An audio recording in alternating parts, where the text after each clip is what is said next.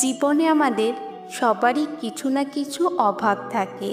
কেউ টাকায় ধনী কিন্তু মনে শান্তি নেই, আবার কেউ সামান্য নিয়েও হাসি খুশি থাকে প্রতিদিন। আজকের গল্পটি এমনই এক শিক্ষার আলো, যা বুঝলে হয়তো তোমার মনও বদলে যাবে চিরতরে।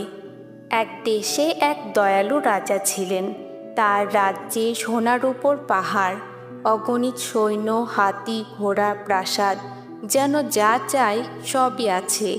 তবুও রাজা সবসময় মন খারাপ করে থাকতেন। তিনি প্রায় নিজের মনে ভাবতেন, অদ্ভুত, সব কিছু থাকার পরও কেন যেন মনটা খালি খালি লাগে, সুখ পায় না।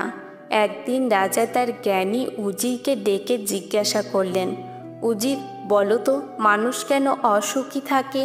আমার এত কিছু আছে, তবুও কেন মনে শান্তি পায় না? উজির হেসে শান্তভাবে বলল, মহারাজ, উত্তরটা আপনি নিজেই দেখবেন, তবে আগে একটা ছোট্ট কাজ করতে হবে। রাজা কৌতূহলী হয়ে বললেন, কি কাজ? উজির বলল, এক থলিতে ৯৯টি সোনার দিনার রাখুন, তারপর থলিটির উপর লিখে দিন ১০০ দিনার। রাতে সেটি আপনার এক খাদেমের দরজার সামনে রেখে আসুন। রাত গভীর হলো। রাজা ঠিক তাই করলেন।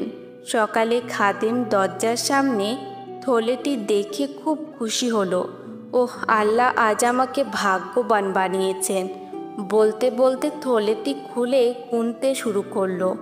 ১, ২, ৩, তারপর ৯৯। হঠাৎ সে থমকে গেল। থলেতে লেখা ১০০ দিনার, কিন্তু ভেতরে আছে মাত্র ৯৯। তার মুখে আনন্দ মিলিয়ে গেল। সে ভাবল, ওই একটি দিনার কোথায় গেল? সঙ্গে সঙ্গে স্ত্রী সন্তানদের ঘুম থেকে তুলে বলল, সব জায়গা খুঁজে দেখো, একটা দিনার কম। সারা রাত ধরে তারা খুঁজল, আলমারি, বিছানার নিচে, এমনকি চালের বস্তার ভেতরেও, কিন্তু কোথাও সেই একটি দিনার মিলল না। পরদিন সকালে রাজা আর উজির দূর থেকে দেখলেন খাদেমের মুখ বিষণ্ণ, চোখে ক্লান্তি, মনে হচ্ছে সে যেন বড় কিছু হারিয়েছে। রাজা অবাক হয়ে বললেন, উজির, গতকাল যে মানুষটা খুশিতে নেচে উঠেছিল, আজ সে এত দুঃখী কেন? উজির মৃদু হাসলেন, বললেন, মহারাজ, এই হলো আমাদের জীবনের গল্প। ওই খাদেমের মতো আমরাও সবসময় একটি দিনারের খোঁজে থাকি। আল্লাহ আমাদের ৯৯টি নেয়ামত দিয়েছেন, স্বাস্থ্য, পরিবার, বুদ্ধি, রিজিক, ভালোবাসা, কিন্তু আমরা তা দেখি না। আমরা শুধু সেই একটুকু অভাবের দিকেই তাকিয়ে থাকি, আর তাতেই হারিয়ে ফেলি সব সুখ। রাজা চুপ করে রইলেন।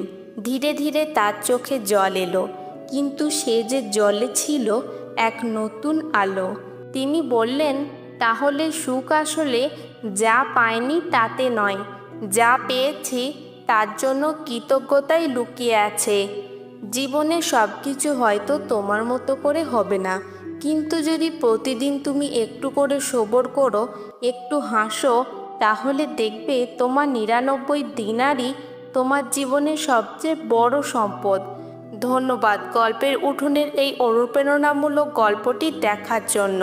তোমার যদি গল্পটা ভালো লাগে তবে শেয়ার করো এমন কারোর সঙ্গে যে আজ একটু মন খারাপ করে আছে।